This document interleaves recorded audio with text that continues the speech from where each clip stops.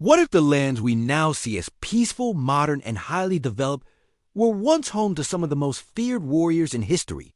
What if the kingdoms of Scandinavia, known today for stability and innovation, were forged through centuries of conquest, rivalry, and transformation?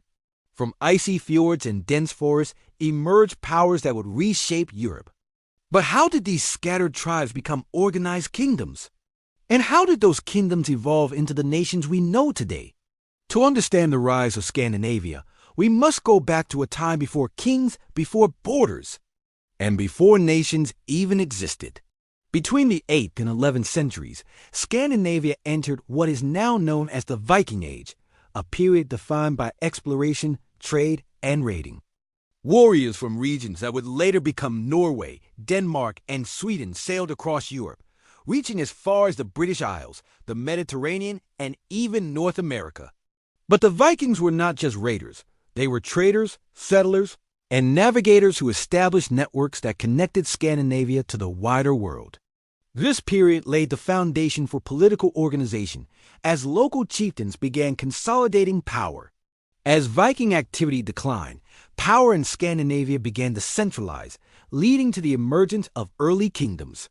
Figures like Harald Fairhair are traditionally credited with unifying parts of Norway, while Danish and Swedish rulers gradually expanded their authority over surrounding regions.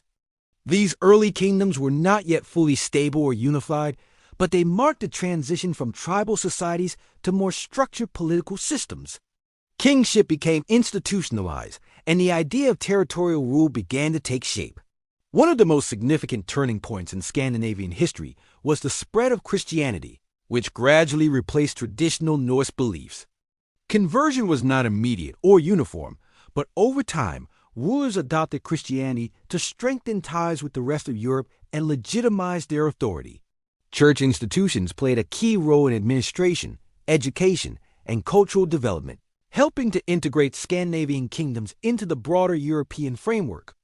This transformation reshaped laws, governance, and identity across the region. Despite growing stability, the Scandinavian kingdoms often competed with each other for influence and control.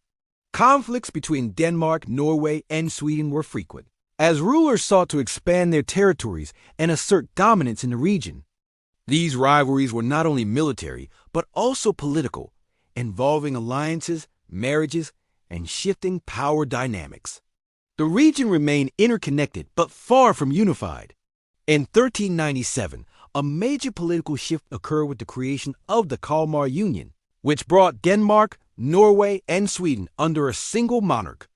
The union aimed to strengthen the region against external threats and create a more unified political structure. However, internal tensions persisted, particularly as Sweden resisted Danish dominance within the union. While the Kalmar Union represented a moment of unity, it also highlighted the challenges of governing diverse kingdoms under one rule. By the early 16th century, the Kalmar Union began to collapse, culminating in Sweden's independence and the rise of separate national identities. Denmark and Norway remained united for a time, while Sweden emerged as a significant regional power. This period marked the transition from medieval kingdoms to early modern nation-states, each developing its own political structures and ambitions. The balance of power in Scandinavia continued to shift, shaped by wars, diplomacy, and internal reforms. In the following centuries, Scandinavian kingdoms experienced both expansion and decline, as they engaged in conflicts across Northern Europe and beyond. Sweden, in particular, became a major power during the 17th century, while Denmark-Norway maintained influence through trade and strategic positioning. However, changing geopolitical dynamics and the rise of other European powers eventually reduced their dominance. By the 19th century, the region moved towards stability, constitutional governance, and modernization. Today, the Scandinavian countries are known for their stable political systems, strong economies, and high standards of living. Yet beneath this modern image lies a history shaped by centuries of transformation, from Viking expeditions to royal unions, from religious change to national independence. The kingdoms that once competed for dominance have evolved into nations that cooperate closely while maintaining distinct identities.